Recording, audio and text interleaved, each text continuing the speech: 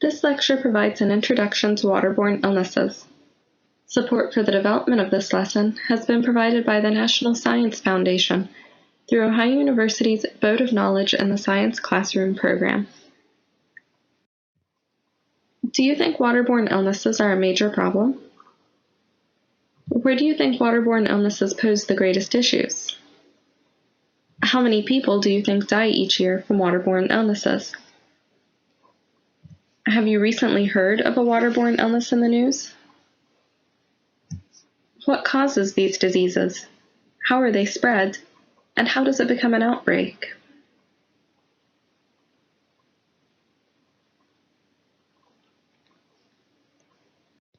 The sad reality is that waterborne illnesses are indeed a serious problem and a leading cause of death worldwide. Every day, more than 2,000 people die from diarrheal diseases caused by inadequate drinking water, sanitation, and hygiene, because 1 in every 9 people lack access to clean water. How do you think this compares to other causes of death? Deaths due to diarrheal diseases ranked 7th in the top 10 causes of death in the world in 2012. This death toll of 1.5 million people is predominantly prevalent in low-income countries, where nearly 4 in 10 deaths are among children under the age of 15 and occur primarily as a result of diarrheal diseases. This translates to a child dying every minute from a water-related disease. But it's important to remember that deaths due to waterborne illnesses are preventable. We notice that the risks of waterborne illnesses are far more common in lower-income countries. But does this mean that developed countries like the United States are immune to waterborne diseases? Certainly not. In 2013, a boy in Louisiana contracted a brain-eating amoeba while playing on a slip-and-slide and died.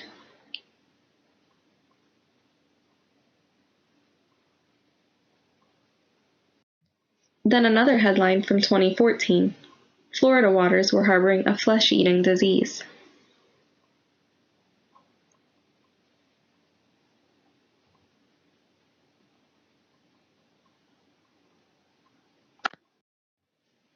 So what are waterborne illnesses exactly? Waterborne illnesses are caused by pathogenic organisms that typically attack the intestines. But what are pathogens? A pathogen is defined as an infectious microorganism. Can you think of some things that would be pathogens?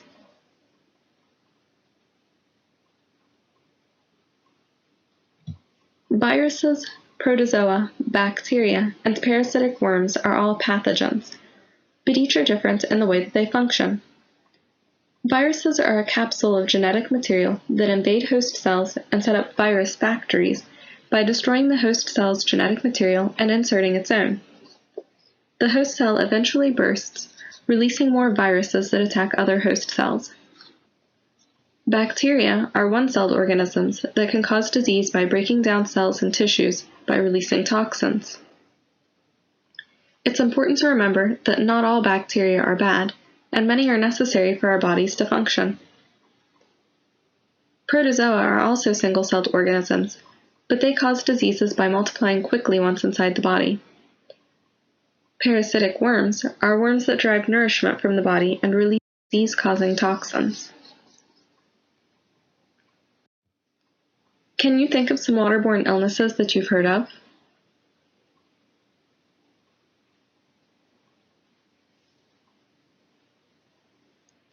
Most people are familiar with bacterial infections, including E. coli, cholera, dysentery, and typhoid fever. But infections due to protozoa, parasitic worms, and viruses are also problematic.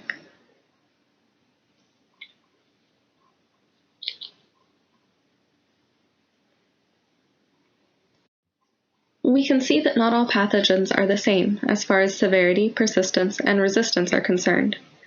Of the diseases listed in this table, most are considered to have a high impact on health, although viruses and protozoa have the highest tendency for infectivity. We notice that viruses can remain in the water supply for a long time, but bacteria and protozoa tend to remain for a moderate amount of time and are capable of multiplying. It's important to notice the resistance of the different pathogens to chlorine, which is one of the most common methods of disinfecting water. The majority of bacteria have low resistance to chlorine, which means the chlorine should be a fairly effective treatment method. Viruses are more resistant to chlorine, and protozoa have the highest resistance, which indicates that chlorine alone probably would not be sufficient for removing these kinds of pathogens.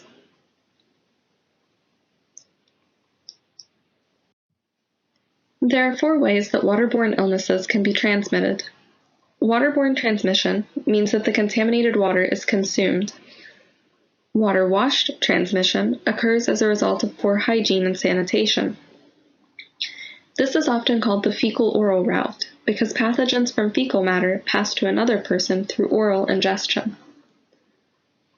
Water-based transmission occurs when the skin comes in contact with water that has been contaminated with pathogens from animals. These 3 transmission routes require direct contact with contaminated water, but diseases can also be transmitted indirectly by insects via water-related transmission through insect vectors.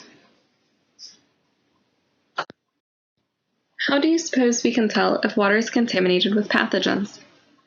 We can't readily see viruses, bacteria, protozoa, and parasitic worms in the water, so how will we know if the water is safe or not? We can test the water for coliforms. Total coliforms are the bacteria that are present in soil, surface water, digestive tracts, and wastes of animals and humans. Most coliforms don't cause diseases, but fecal coliforms can be dangerous. Fecal coliforms are found specifically in the intestines and wastes of warm-blooded animals. These are the coliforms that we worry about contaminating the water. We can't possibly test for all pathogens that could be in the water, so we test for E. coli. E. coli is a major fecal coliform that is present in large numbers. Since it's easy to test for, it serves as a good indicator that the water is contaminated with fecal matter, which means more harmful pathogens are probably present. E. coli is not nearly as dangerous as many of the other pathogens that could contaminate water, but it can still have damaging effects on health, including diarrhea, abdominal cramps, kidney failure, and vomiting. Therefore, the amount of E. coli that is present in the water must be checked and regulated. Large water treatment plants test the E. coli levels 480 times each month. The maximum contaminant level that is allowed in water is 5%, while the maximum contaminant level goal is 0%. This means that while we would desire to have 0 E. coli in the water, such a goal is nearly impossible to achieve. So levels up to 5% are considered safe enough for use without any detrimental effects on health. If levels exceed the 5% limit, the water can be treated using chlorine, ultraviolet light, or ozone for disinfection. Prevention of outbreaks of waterborne diseases is absolutely necessary, since these illnesses take a toll on people physically, mentally, and economically. Some of the most common waterborne illnesses in the U.S. cost thousands of dollars, from $9,000 for giardiasis to $34,000 for Legionnaires. The worst outbreak in U.S. history occurred in 1993, when the city water in Milwaukee became contaminated with cryptosporidium and infected 400,000 people.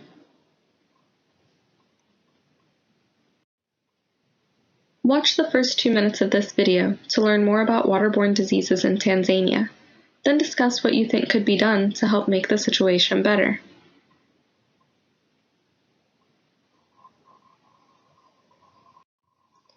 To learn more about waterborne illnesses, you can complete the following activities that are included as part of this lesson.